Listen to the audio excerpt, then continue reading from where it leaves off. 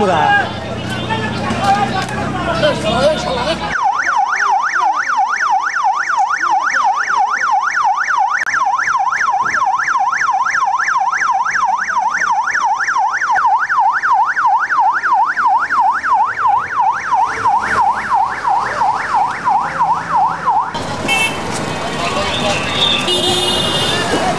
যতটা দেখলাম ওর মধ্যে সেই সাংবাদিকের সাথে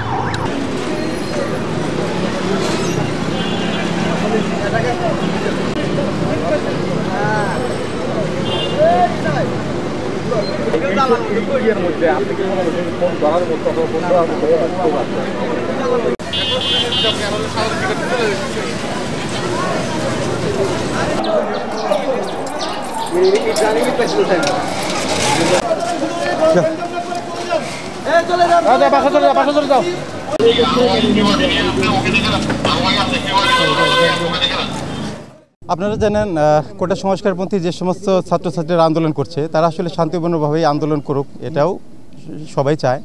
আসলে যেটা হয়েছে আপনারা সিরাজগঞ্জে বেশি যেটা দেখতে পেয়েছেন, ছাত্রছাত্রীদের বাইরে কিন্তু প্রচুর বহিরাগত কিন্তু ঢুকে পড়েছে। ছাত্রছাত্রীদেরকে বোঝানোর পর তারা কিছুক্ষণ আন্দোলন করে তারা কিন্তু চলেই গেছে, সবাই কোঅপারেট করেছে। কিন্তু এই কিছুক্ষণ আগে যাদের সাথে আসলে পুলিশের ছোটোখাটো একটি সংঘর্ষ হলো, এটা আসলে তারা কিন্তু সবাই বহিরাগত। আপনি যদি এই রাস্তাটা পশ্চিম দিকে যেয়ে যদি পূর্ব দিকে যেয়ে যদি দেখেন তাহলে কিন্তু আপনারা খুব সহজেই বুঝতে পারেন এরা কিন্তু আসলে ছাত্রছাত্রী নয়। তো তাদেরকে আসলে আমার পুলিশের পক্ষ থেকে বলা হয়েছে যে আপনারা এখান থেকে চলে যান, কিন্তু দেখছেন তাদের হাতে কিন্তু দেশীয় অস্ত্রশস্ত্র ছিল, তারপর ইট পাটকেল তো একটার পর একটা ছুটছিল। আমরা আসলে তাদের নিবৃত্ত করার চেষ্টা করেছি। এখন আপাতত পরিস্থিতি শান্ত আছে, সবাই এখন যার যার অবস্থানে চলে গেছে।